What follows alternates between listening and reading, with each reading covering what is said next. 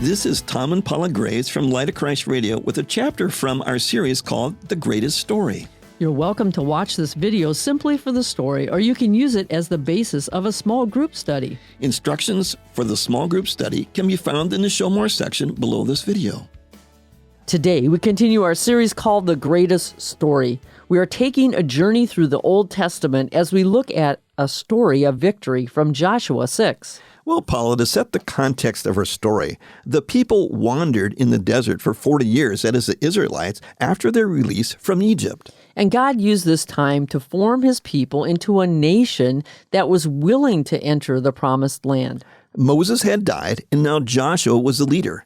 God wasn't simply going to hand over the land. The people had a part to play in possessing it. Now God had already parted the Jordan River so the people could enter the land, and now they needed to defeat Jericho.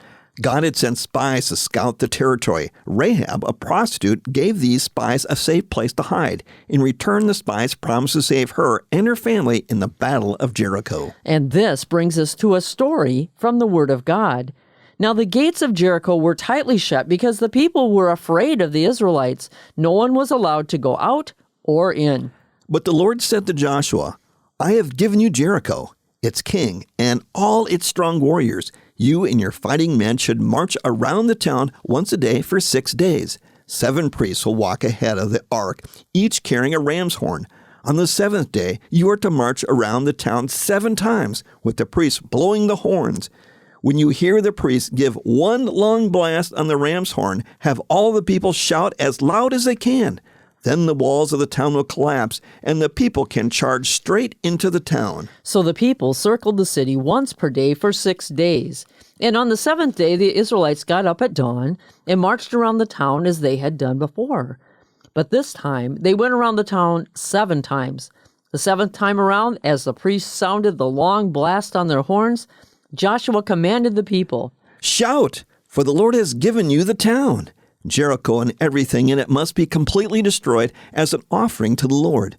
Only Rahab the prostitute and the others in her house will be spared, for she protected our spies. Do not take any of the things set apart for destruction, or you yourselves will be completely destroyed, and you'll bring trouble on the camp of Israel. Everything made from silver, gold, bronze, or iron is sacred to the Lord and must be brought into his treasury. And when the people heard the sound of the ram's horn, they shouted as loud as they could. Suddenly, the walls of Jericho collapsed, and Israelites charged straight into the town and captured it. They completely destroyed everything in it with their swords, men and women, young and old, cattle, sheep, goats, and donkeys. Then the Israelites burned the town and everything in it.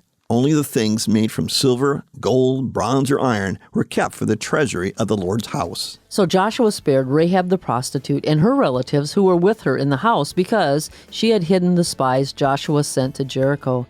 And she lives among the Israelites to this day. And this is a story from the Word of God.